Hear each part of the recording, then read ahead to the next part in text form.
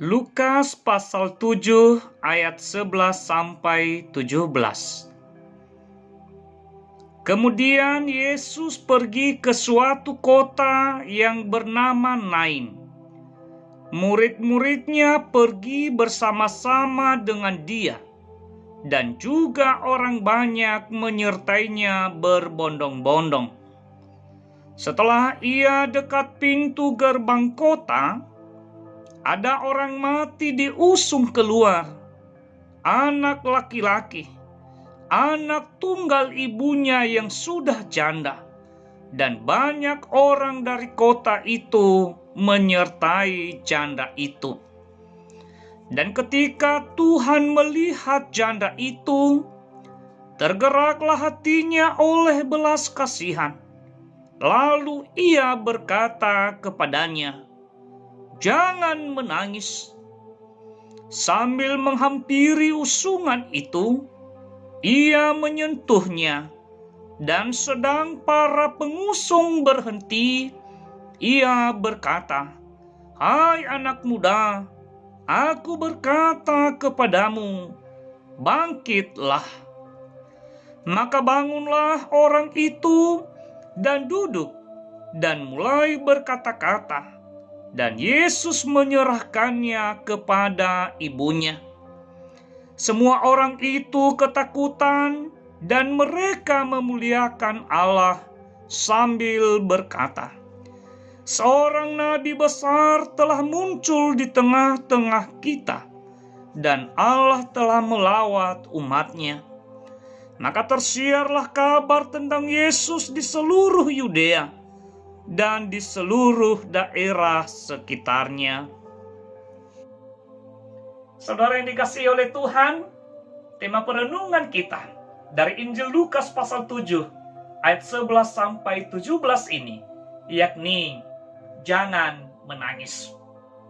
Saudara yang dikasihi oleh Tuhan, menangis merupakan keadaan yang tidak terhindarkan dalam kehidupan setiap orang selama di dunia ini. Banyak yang menyebabkan seseorang menangis. Boleh jadi oleh karena kehilangan orang terkasih dan yang mengasihi kita, kehilangan harta benda dan atau materi, kehilangan jabatan dan atau kedudukan. Menangis dapat pula terjadi oleh karena mengalami kegagalan dan atau belum terwujudnya apa yang diharapkan. Menangis dapat pula terjadi oleh karena kita dicuekin, tidak dianggap, dan atau dikecewakan dan dilupakan begitu saja. Saudara, menangis bukan saja terjadi oleh karena kehilangan dan atau kegagalan, tetapi bahkan dalam kemenangan atau kesenangan pun kadangkala membuat seseorang menangis dan meneteskan air mata. Misalnya oleh karena terharu. Saudara yang dikasihi oleh Tuhan, dalam nats renungan kita dari Injil Lukas pasal 7 ayat 11 sampai 17 ini, seorang janda menangis karena anak tunggalnya, anak laki-laki, meninggal dunia dan sedang diusung keluar untuk dikebumikan. Akan tetapi saudara, Yesus yang melihat keadaan janda tersebut, tergeraklah hatinya oleh belas kasihan dan berkata kepadanya, "Jangan menangis." Dan Yesus pun membangkitkan dan menghidupkan kembali anak janda tersebut. Saudara yang dikasihi oleh Tuhan, apa yang sedang membuat kita menangis saat ini? Apa yang membuat air mata kita menetes saat ini? Sesama orang dekat kita, saudara kita, dan atau anggota keluarga kita boleh saja tidak melihat dan atau terluput dalam mengamati kesedihan dan tangisan serta air mata kita. Namun saudara, Yesus Maha melihat. Dia yang melimpah kasih dan setia, sanggup meredakan dan menyelesaikan penyebab tangisan dan air mata kita. Karena itu saudara, Hendaknya setiap kita terus mengandalkan Tuhan dan selalu kita merasakan lawatannya dalam setiap aspek kehidupan kita. Dia sumber segala penghiburan. Melalui Roh Kudus, sanggup meredakan tangisan dan air mata kehidupan kita. Yesus bersabda, "Jangan menangis." Demikian firman Tuhan. Tuhan memberkati. Salam. Kita berdoa.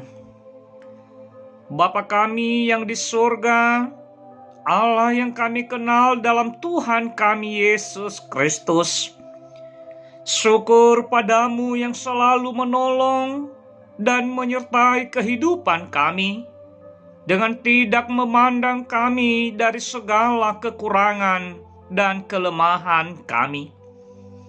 Kehidupan kami di dunia ini diwarnai dengan tangisan, kesedihan, dan air mata.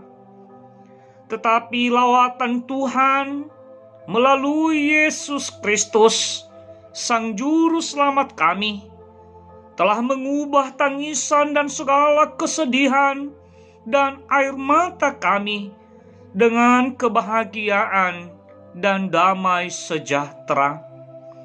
Mampukan kami untuk terus menjalani hari-hari dan kesempatan yang Engkau anugerahkan bagi kami, dengan penuh pengharapan akan belas kasihan-Mu.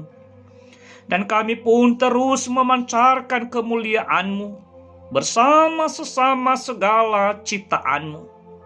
Terima kasih ya Tuhan Allah kami. Padamu saja puji syukur dan hormat, kini dan sepanjang masa. Dalam nama Tuhan kami Yesus Kristus, Tuhan dan Juru Selamat kami memohon dan berdoa. Amin.